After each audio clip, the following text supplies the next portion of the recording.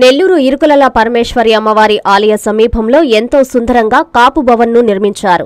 దాదాపు 6.15 కోట్ల రూపాయల నిధులను వెచ్చించి సర్వాంగ సుందరంగా కాపులకు ఉపయుక్తంగా భవనాన్ని తీర్చిదిద్దిన కాపు భవన్ను ఆదివారం రాష్ట్ర జలవనరుల శాఖ మంత్రి అంబటి రాంబాబు, రాష్ట్ర వ్యవసాయ శాఖ మంత్రి కాకాని గోవర్ధన్ రెడ్డి అట్టహాసంగా ప్రారంభించారు. కాపు భవన్లో ఏర్పాటు చేసిన శిలాఫలకం వద్ద రిబ్బన్ కట్ చేశారు. అనంతరం సభావేదిక వద్ద మంత్రులు, ఇతర ప్రజాప్రతినిధులు జ్యోతి ప్రజ్వలన చేశారు. తదనంతరం మంత్రులను కాపు నేతలు ఘనంగా సత్కరించారు. శాలువాలు, గజమాలలతో సన్మానించారు. కాపుల అభ్యున్నతికి జగనన్న ప్రభుత్వం విశేషంగా కృషి చేస్తోందని ఈ సందర్భంగా పలువురు వక్తలు మాట్లాడారు. ఈ కార్యక్రమంలో ఎంపీ ఆదాల ప్రభాకర్ రెడ్డి, రాజ్యసభ సభ్యులు బీదా మస్తాన్రావు, జెడ్పీ చైర్పర్సన్ ఆనం అరుణమ్మ, జిల్లా collector Harinarayan, municipal commissioner Vikas Marmat, Kapu corporation chairman Adapa Seshagiribabu, జిల్లా కాపు సంఘ నాయకులు పిండి సురేష్, సిరి శ్రీనివాస్, భూపతి విజయ, రాఘవ తదితరులు పాల్గొన్నారు. మంచి విస్తీర్ణంలో ఈ రూపుదిద్దుకొని ఈరోజు మన రాష్ట్రంలోనే అతి పెద్ద సామాజిక వర్గమైనటువంటి కాపు బలిజ తెలగ ఒంటరి వారందరూ కూడా ఆదర్శప్రాయంగా ఈ నెల్లూరు కాపు భవన్ ఉండాలని చెప్పి ఇంకా కూడా అన్ని జిల్లాల్లో కూడా ఈ కాపు భవన్లు కూడా ప్రారంభోత్సవం తొందరలో నోచుకునేదానికి అవకాశం శ్రీ జగన్మోహన్ రెడ్డి గారు, మన గౌరవ ముఖ్యమంత్రి గారు పక్క రాష్ట్రాల్లో కూడా ఎక్కడ కూడా కాపు భవనాలు అనేటువంటి పరిస్థితుల్లో ఈరోజు మన రాష్ట్రంలో ఎన్ని ఆర్థిక ఇబ్బందులు ఉన్నామని సహకరించడం చాలా సంతోషదాయక విషయాన్ని తెలియజేసుకుంటూ ఈ కాపు భవనానికి ఎంతో మంది దాతలు కూడా సహాయం చేశారు.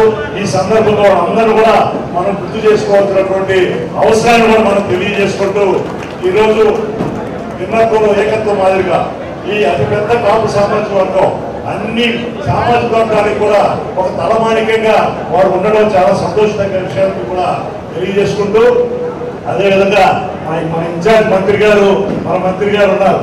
వారికి ఒక విజ్ఞప్తి, బీసీ భవన్ కూడా ఇదే సందర్భంలో వీళ్ళు కూడా మన దళితులు కూడా బీసీ సామాజిక వర్గం వారు కాబట్టి మేము అందరం కూడా కలిసికట్టుగా పనిచేసుకోవడానికి మన అన్నదమ్ములుగా ఉండడానికి అవకాశం కల్పించాలని చెప్పి కూడా గతంలో మన ప్రభుత్వం వచ్చిన తర్వాత దాన్ని శంకుస్థాపన కూడా చేయడం జరిగింది.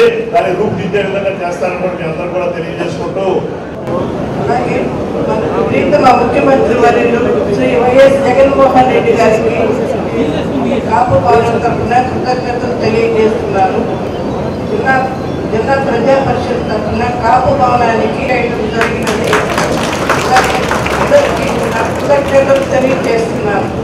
ధనం పెట్టాల్సిందే ఈ రాష్ట్ర ముఖ్యమంత్రి జగన్మోహన్ రెడ్డి గారికి చెప్పి మీ అందరికీ మనవి చేస్తున్నాం. ఇటువంటి కాపు భవన్ నుంచి మనందరూ కూడా బలిజల ఉన్నతి కోసం పాటుపడేదానికి నేను ఉన్నాను అని చెప్పి భరోసా ఇచ్చిన ముఖ్యమంత్రి జగన్మోహన్ రెడ్డి గారికి ప్రత్యేక ధన్యవాదాలు తెలపాలి. ఏ రాష్ట్రంలో కూడా లేదు. నిన్నగా మన తెలంగాణలో కాపులు పోయి ఆ ముఖ్యమంత్రి అడిగారట, మా కాపు భవన్కు స్థలం ఏంటి, నిధులు ఏంటి అని చెప్పి. అవన్నీ అడగకుండానే జగన్మోహన్ రెడ్డి గారికి కాపుల మీద ఎంత ప్రేమ ఉందో, బలిజల మీద ఎంత ప్రేమ ఉందో ఇక్కడ తాత్కాలికంగా చెప్పాల్సిన అవసరం ఉంది. 2 సంవత్సరాలు కోవిడ్ వల్ల మన ఆర్థిక పరిస్థితుల్లో మనం కొద్దిగా ఆ 2 సంవత్సరాలు కూడా ఎటువంటి కార్యకలాపాలు జరగనటువంటి పరిస్థితి కూడా మీ అందరికీ తెలుసు. ఇప్పుడే మనం ఈ ఏర్పాటు చేస్తున్నటువంటి వ్యవస్థలో అన్నీ కూడా నేరుగా లబ్ధిదారులకు అందే విధంగా అన్ని కులాలని కూడా సంబంధించినటువంటి సంక్షేమ కులాలతో కాకుండా అధికంగా మనం కాపు, బలిజ, తెలగ, ఒంటరి కులాలు ఎక్కువ మంది ఉన్నారు కాబట్టి ఈ రాష్ట్రంలో జగన్మోహన్ రెడ్డి గారు కాపునేసం కూడా ఇవ్వడం జరిగింది. దాని నుంచి 1500 కోట్ల రూపాయలు ఆల్రెడీ మనం 3 టర్ములు ఇవ్వడం జరిగింది. అలాగే విదేశీ విద్య కూడా లాస్ట్ జనవరి నుంచి కూడా స్టార్ట్ చేయడం జరిగింది.